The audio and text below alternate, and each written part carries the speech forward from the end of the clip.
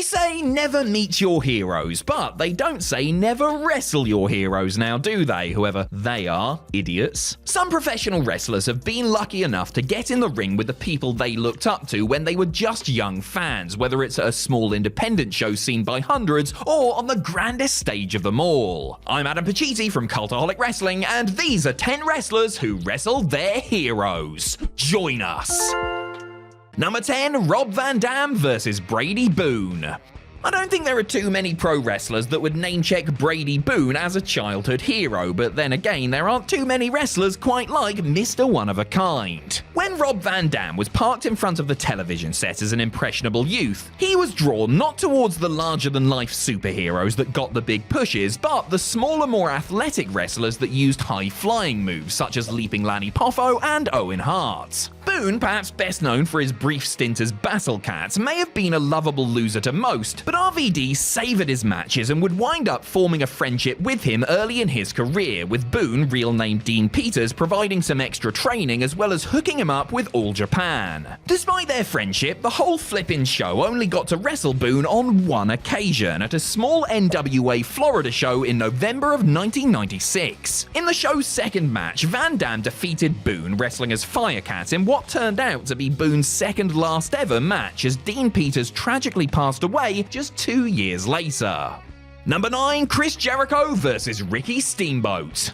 When Chris Jericho was growing up, his 3 biggest influences in wrestling were Owen Hart, Shawn Michaels, and Ricky Steamboat. He was sadly unable to wrestle Owen before his tragic passing, but had 2 celebrated feuds with Michaels, which produced several classic matches. Considering Steamboat retired due to back injuries in 1994, the odds of Y2J tangling with the Dragon must have appeared slim. Yet when Mickey Rourke pulled out of a planned WrestleMania 25 encounter with Jericho, aging legends Roddy Piper, Jimmy Snuka, and yes, Ricky Steamboat were drafted in for a 3-on-1 handicap elimination match at the Showcase of the Immortals. The portions with Hot Rod and Superfly weren't especially great, but when it came down to Jericho and Steamboat, things picked up significantly. Rolling back the years, the former NWA heavyweight champion looked like he hadn't lost a step as he dished out arm drags, flying crossbodies, and even skinned the cat before being pinned. Steamboat's performance was so good that it earned him a singles match with Jericho at the following month's Backlash, not to mention a couple of non-televised house show bouts as an added bonus.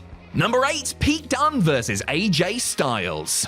One of the most influential wrestlers of the past quarter century has been AJ Styles. Through his incredible performances in Ring of Honor, TNA, and elsewhere in the early 2000s, the phenomenal one established himself as one of the best and most spectacular wrestlers on the planet. One person who counted himself as a huge fan was Pete Dunne, a similarly sized competitor who attempted to ape AJ's flashy moves when he first began training for a career in the grap game. He soon discovered that springboards and somersaults weren't his forte and switched to a more technical style, though his appreciation for Styles remained, and he has often talked about him being his hero growing up. Dunne, as Butch, finally got the chance to see what all the fuss was about firsthand when he met Styles on the July 14th, 2023 edition of SmackDown. Alas, it wasn't in a singles match setting, but as 2 of the 4 competitors vying for a shot at US champion Austin Theory. Still, their exchanges were a highlight of the bout, and it must have been a personal highlight for the Bruiserweight. Number 7, Becky Lynch vs. Lita.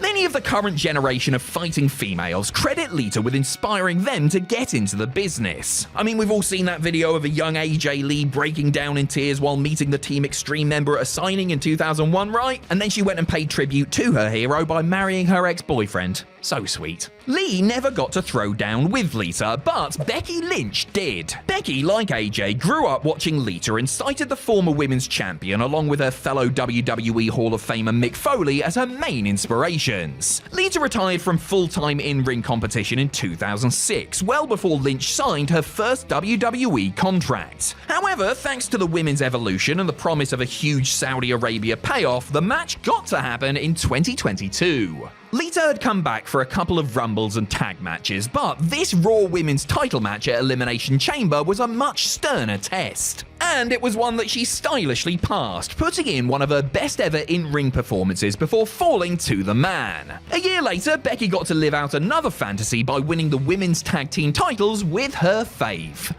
Number 6, Atsushi Onita vs Terry Funk.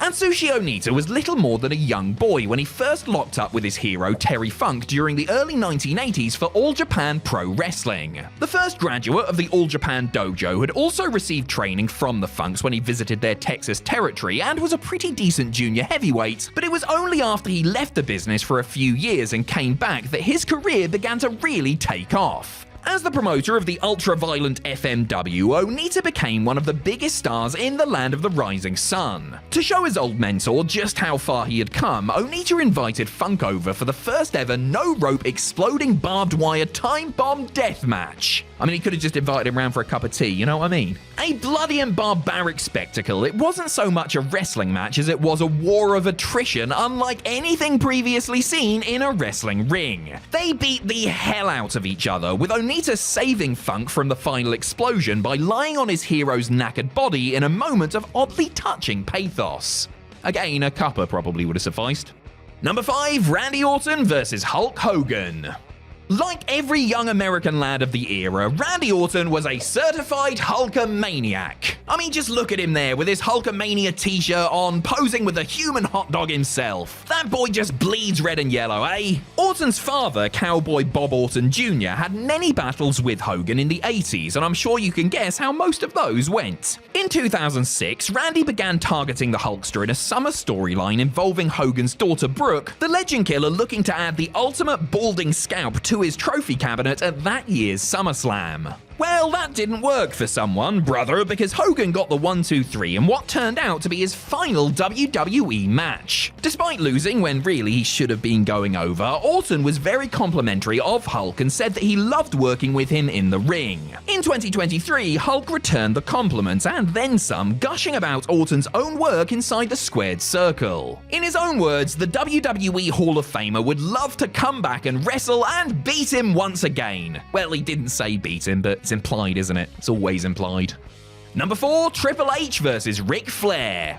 It might come as a shock to you, given his penchant for long hair, questionable moustaches, and long matches filled with side headlocks, but Triple H was a big fan of the glory days of the NWA. The game studied the likes of Harley Race and Jack Briscoe, but the man he idolized was Ric Flair. The two would briefly work alongside one another when Hunter was cutting his teeth in WCW during the early to mid-90s, but they wouldn't lock up until around a decade later in WWE. Their first singles match was over the Cerebral Assassin's WWE World Heavyweight title on the September 2nd, 2002 episode of Raw. From there, they would have quite a lot of matches, both as opponents and tag team partners, with Flair also managing Triple H for a long period. It must have been a real kick for Paul Levesque to travel around the world with his favorite of all time while the two were riding high as members of the ultra-successful Evolution stable. It must have also been quite the kick to hear the dirtiest player in the game describe him as the best wrestler in the business at that time.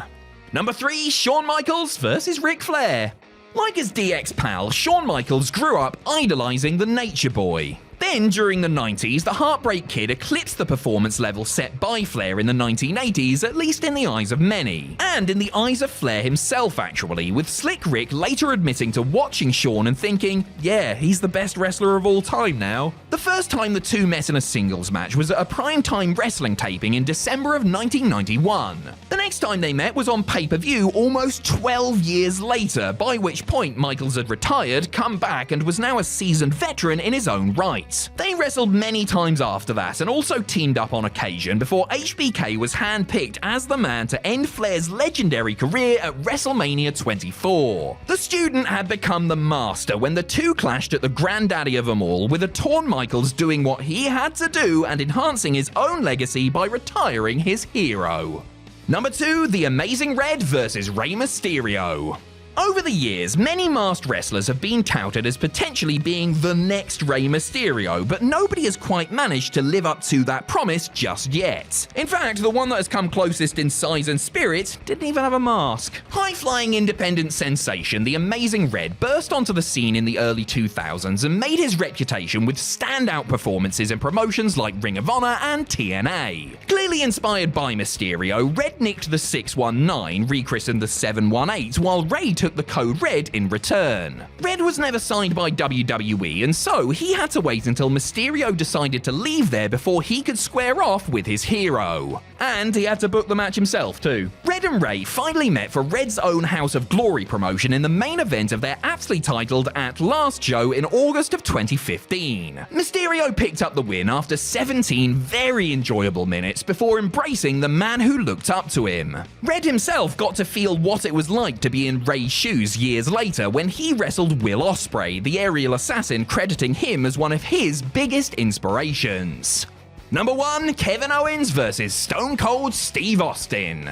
Believe it or not, French-Canadian Kevin Owens learned to speak English by listening to Jim Ross on commentary calling the matches of his favourite WWE stars. His absolute favourite was, naturally, Steve Austin, with KO admitting years later that he considered himself the world's biggest Stone Cold fan, his bedroom adorned with the anti-hero's likeness from floor to ceiling. Owens, along with Sami Zayn, was lucky enough to have a chance encounter with the Texas Rattlesnake in an airport as the two were trying to make name for themselves on the indie scene. Fast forward some 17 years later, and the prizefighter found himself standing across the ring from Austin at WrestleMania. Owens was told by several people, including Austin himself, that nobody else was considered for the match, which saw Stone Cold come out of retirement and wrestle for the first time in almost 20 years. As well as being flattered by the compliment, Owens was also overcome with excitement to work with Austin, who he claims he loved even when he was the ringmaster. The match itself was pretty much perfect, with Austin coming out on top in front of tens of thousands in his home state. Honestly, I bet losing never felt so good for one of wrestling's genuine good guys.